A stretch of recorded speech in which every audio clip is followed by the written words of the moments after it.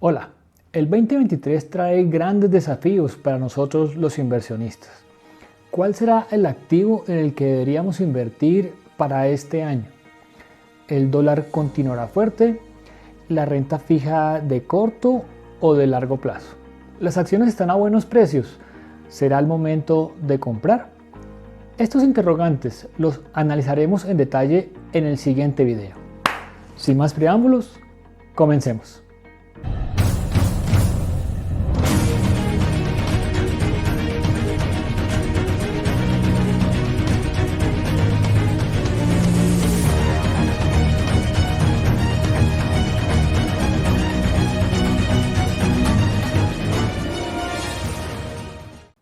Bien, nunca antes fue tan importante el entorno macroeconómico para el desempeño de los mercados financieros. Los mercados financieros están influenciados por muchas variables, pero tal vez a mi modo de ver, una de las principales es el comportamiento de los bancos centrales. Cuando digo bancos centrales me refiero al Banco de la República en Colombia, a la Reserva Federal en Estados Unidos o al Banco Central Europeo en Europa. A raíz del impacto inflacionario que tenemos en este momento a nivel mundial, los bancos centrales sí o sí deben reducir sus balances. Esto es, no renovar todas las compras que han hecho de activos financieros con el ánimo de impulsar la economía en años pasados. Ya esto no puede volver a suceder, o por lo menos esa es la idea en términos macroeconómicos. Que los bancos centrales empiecen a reducir su balance, a sacar liquidez de la economía con el objetivo de reducir la inflación. Por otro lado, otra de las estrategias que utilizan los bancos es subir las tasas de interés. Hace un año teníamos tasas de interés del orden del 8 o el 9% para largo plazo en Colombia. Hoy tenemos tasas del 18 o del 19%, nuevamente con el fin de frenar el incremento de precios. Y por otro lado tenemos una desaceleración de la actividad económica a nivel mundial. Ya lo vemos en China con sus peores resultados económicos en 2 décadas, ya lo vemos en Estados Unidos, ya lo vemos en Europa y por supuesto en Latinoamérica, donde la actividad económica se ha venido disminuyendo. Entonces, disminución de los bancos centrales, altas tasas de interés, disminución de la actividad económica. ¿A qué conlleva esto? A unos resultados empresariales mucho menores. Entonces ya tenemos claro el entorno macroeconómico en el que nos movemos. Ahora miremos qué activos financieros se comportan bien en ese entorno macroeconómico. Analicémoslo. Bien, entonces analicemos este cuadro que extrajimos de uno de los libros de Louis Vincent Gabe, de Gabe Capital. Él es asesor financiero y ha publicado varios libros en torno a el comportamiento de los activos financieros en los distintos ciclos económicos. Él divide los ciclos económicos en cuatro cuadrantes, ¿sí? Dependiendo de el comportamiento de la actividad económica y el comportamiento de los precios. Entonces, si miramos hacia la derecha, hacia el margen derecho, es cuando la actividad económica se incrementa. Si miramos hacia el margen izquierdo, es cuando la actividad económica disminuye. Si miramos la parte superior del cuadro, de los cuadrantes, es cuando los precios se incrementan, y si miramos la parte inferior es cuando los precios disminuyen. Dependiendo de esas combinaciones, entonces tenemos cuatro cuadrantes.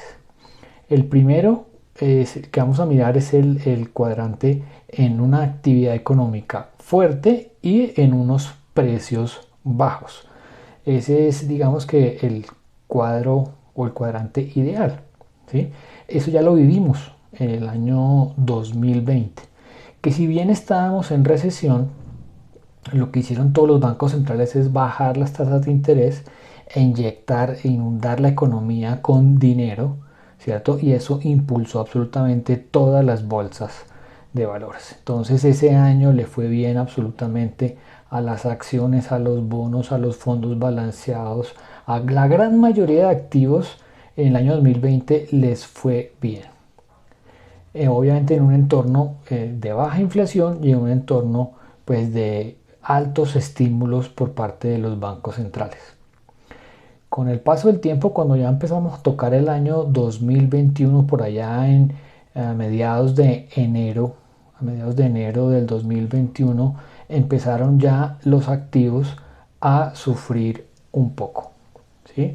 Porque ya empezábamos a ver los efectos de ese gran estímulo que habían dado los bancos centrales y empezamos a ver un incremento en los precios. Pero aún se mantenía una actividad económica fuerte, o aún los bancos centrales todavía seguían inyectando dinero a la economía.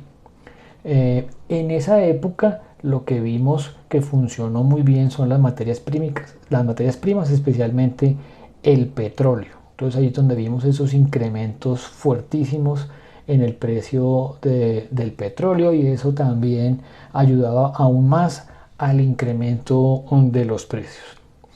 Ya cuando empezamos a tocar mediados del 2022, es decir, fíjense que en este escenario de alta inflación y actividad económica alta que tuvimos en el 2021, que también tocó parte del primer semestre del 2022, ya hacia el segundo semestre del 2022 empezamos a ver una disminución de la inflación, ¿sí?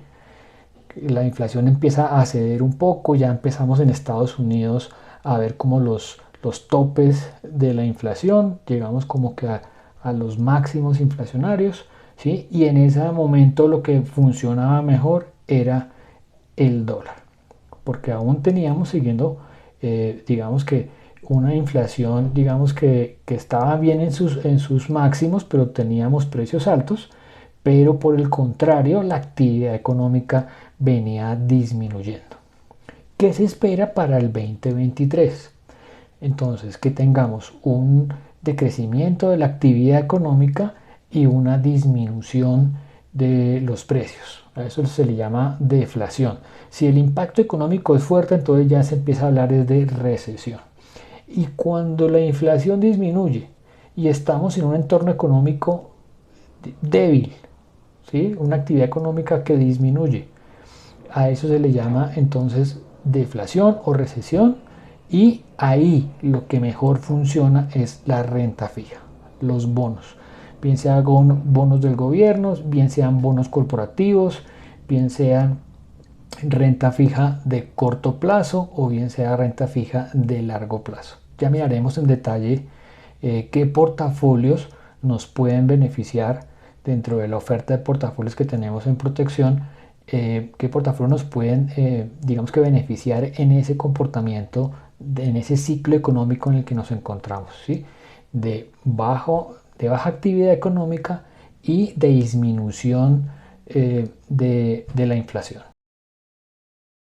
Bien, ahora veamos este portafolio, se llama portafolio Vista. Es el portafolio más conservador que tiene protección. Es un portafolio especialmente diseñado para perfiles conservadores o muy conservadores. Es un portafolio que tiene liquidez, es decir, los recursos están disponibles para el inversionista en cualquier momento. Es un portafolio de una baja volatilidad. Es un portafolio con una comisión de administración del 1,75. Es un portafolio que ha venido recogiendo todas las alzas de intereses del último año. Entonces su última rentabilidad estuvo en torno al 16%, pero considero que la rentabilidad de este portafolio se puede estabilizar en torno al 11 o 12% efectivo anual, que si tenemos en cuenta que es un portafolio líquido, pues es una rentabilidad muy interesante. Ahora, si queremos seguir diversificando en renta fija, también podemos ver otros portafolios con duraciones distintas, como por ejemplo renta fija internacional.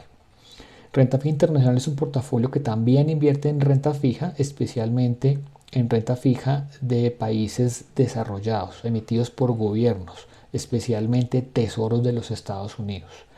También hay deuda de otros países desarrollados como Alemania, Francia, China.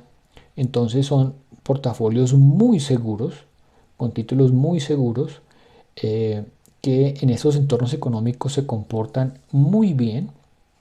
La comisión de administración cambia, ya es un poco más alta, es del 3%, pero si tenemos en cuenta que vamos a tener tanto la rentabilidad del título como la tasa de cambio, y en esos entornos de devaluación puede ser una muy buena alternativa de inversión. Y estamos diversificando en el activo que sabemos que se va a comportar muy bien en estos entornos económicos.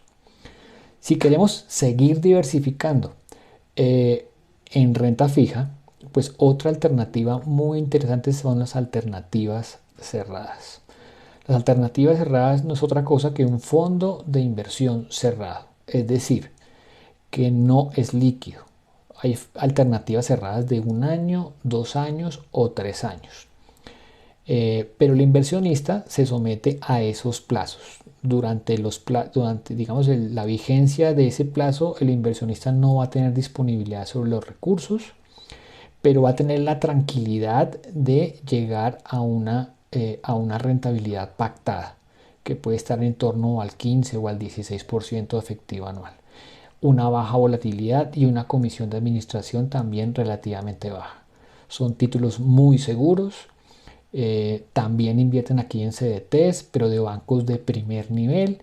Entonces, para el inversionista, poder balancear en renta fija de corto, mediano y alternativas cerradas es una forma de diversificación en títulos que sabemos que se van a comportar bien en esos entornos económicos, y que le permite tener seguridad sobre sus inversiones.